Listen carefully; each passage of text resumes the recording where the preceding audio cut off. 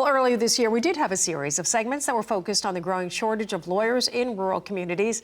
Our friends Roger McEowen and John Jenkinson recently hosted an event taking a deeper dive into some misconceptions contributing to this issue and potential solutions to bridge the gap.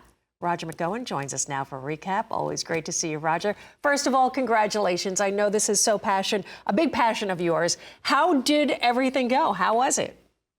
I think it went tremendous, probably better than we could expect doing this the first time. We had people from 14 states that attended this, and that was all the way from California to Ohio to the east, and then from Minnesota in the north down to Texas in the south. And there were just a lot of places in between representing rural areas and rural practices. So that we got a wide swath that we cut with this first pass. That is tremendous. I'm sure one of the many topics you covered, common misconceptions about being an attorney in a rural area. Did you speak to that? And what was the response from people that attended?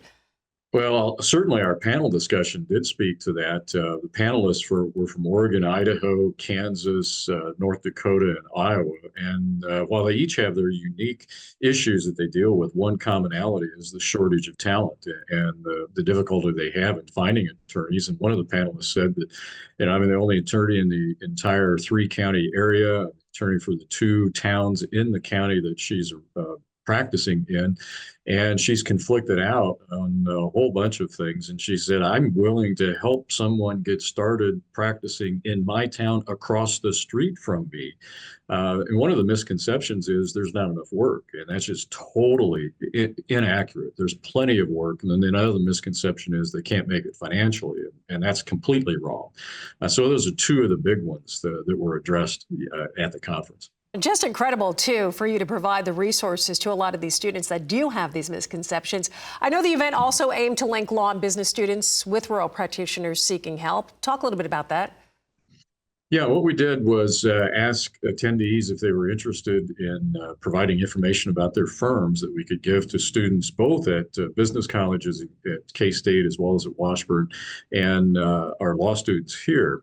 And that we are collecting that. We have a database now of firms and information about the firms and what they're needing. And I would invite anybody who might be listening, if you have a CPA firm, an accounting practice, a law firm, and you're looking for talent, let me know. We'll add you to that list, and we'll get that distributed to students so that they can see what's out there. That is incredible. Boy, Roger, with this event and the series that you put together for us here on RFD-TV, how do you see it making an impact and maybe even seeing a bit of a move in reversing the rural attorney shortage?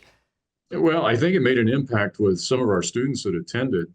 I'll tell you, Suzanne, you remember Peggy Smalley from June. Peggy attended. She came back from Southeast Kansas. She's since graduating, studying for the bar right now. She came back and attended, and Paige Harding was online for the conference. Rhett couldn't make it, but they were there, and they both spoke to the opportunities that are in a rural area. And I think going forward, hopefully we've made a dent at least getting started. I'd really like to clobber this with a big baseball bat, make a big dent, but slowly and surely, I think we will proceed. And it was great to have Senator, Congressman, Governor Brownback at the conference and speaking, and he really made some great points, particularly on the political side of things, how now is the time for agriculture to strike in terms of agricultural law. The politics are favorable, and he gave it about an 18-month window. So he said, this is the time to move on these issues. Wow, doing incredible work there, making great strides with this issue. A lot of people watching, they want to get a hold of you. Where should they go?